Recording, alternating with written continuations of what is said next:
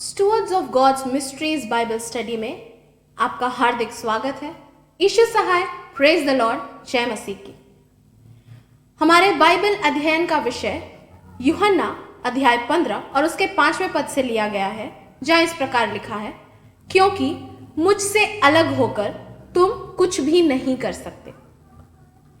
यीशु मसीह दाखलता है और हम उसमें डालियां हैं, और हम जो परमेश्वर के प्रेम में पाए जाते हैं, हम जो यीशु मसीह के लहू से धोए गए हैं, हम जो उससे प्रेम करते हैं, हम वे डालियां हैं। लेकिन यदि रोमियो की पत्री अध्याय 11 और उसके 11वें पद से आगे हम पढ़ते हैं तो यह पाते हैं कि हम, क्योंकि जन्म से इस्राएली नहीं हैं, हम इस दाखलता की स्वाभाविक डालियां भी नहीं हैं। परमेश्वर ने इब्राहिम को, इसहाक को, याकूब को जो प्रतिज्ञाएं दी, उसके द्वारा उसने इस्राएलियों को अपनी चुनी हुई प्रजा करके ठहराया। लेकिन क्योंकि ये स्वाभाविक डालियां, यानी वे लोग जिन्हें परमेश्वर ने सबसे पहले चुना, उन्होंने अविश्वास किया और उन्हें दाखलता से काट डाला गया। और फिर हम जो कि जंगली डालियां हैं, क्योंकि परमेश्वर का अनुग्रह हम पर हुआ, हम यीशु मसीह को जान पाए अपने उद्धारकर्ता के रूप में, हम उसके लहू से धोए गए, हमने अपने पापों से पश्चाताप किया, और क्योंकि हम उससे प्रेम कर पाते हैं, हम यीशु मसीह नामक दाखलता में कलम करके लगा दिए गए हैं।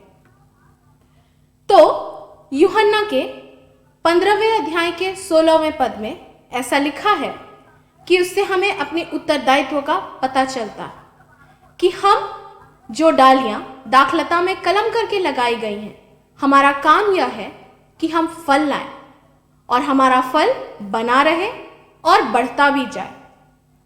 इस प्रसंग के अंतर्गत यदि हम फिर से 5वें पद को देखें कि मुझसे अलग होकर तुम कुछ भी नहीं कर सकते, तो हमें यह पता चलता है कि यदि हम मसीह से अलग हो जाएं तो हम फलदायी जीवन नहीं जी पाएंगे।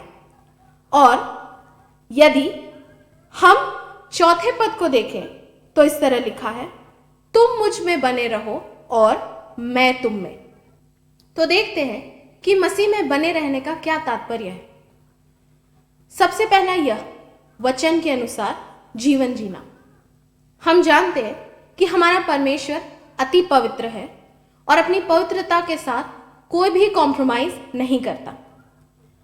3रे पद में ऐसा लिखा है, तुम उस वचन के कारण जो मैंने तुमसे कहा है शुद्ध हो चुके हो। हमारे लिए मसीह में बने रहने के लिए यह आवश्यक है कि हम केवल बाइबल ना पढ़ें, केवल वचनों को याद ही ना करें, बल्कि उसके अनुसार हमारा आचरण भी हो। जब हम वचन के अनुसार चलते हैं तो वचन हमें शुद्ध करता है, हमें बदलाव लाता है, हमें सुधारता है, और सबसे महत्वपूर्ण बात कि परमेश्वर की पवित्रता के स्तर के अनुसार हम में पवित्रता लाता है।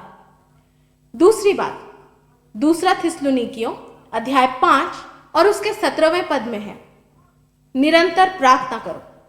जब हम वचन पढ़ते हैं तो उसे समझने और उसके अनुसार आचरण करने के लिए हमें आत्मिक समझ और आत्मिक बुद्धि की जरूरत है।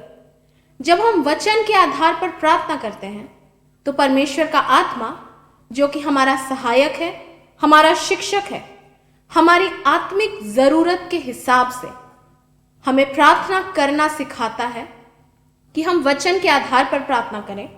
और जब हमने प्रार्थना की है तो उस वचन के अनुसार चलने में वो हमारी अगुवाई भी करता है, ताकि हम वचन की कसौटी पर खरे उतर सकें। जब हम ऐसा करते हैं, जब हम इन 2 बातों का खास ख्याल रखते हैं, तो हम जान सकते हैं कि हम मसीह में हैं। और जैसा लिखा है कि मुझसे अलग होकर तुम कुछ नहीं कर सकते, यदि हम इसे दूसरे तरह से देखें तो यह समझ में आता है कि जब हम मसीह में हैं तो हम बहुत कुछ कर सकते हैं।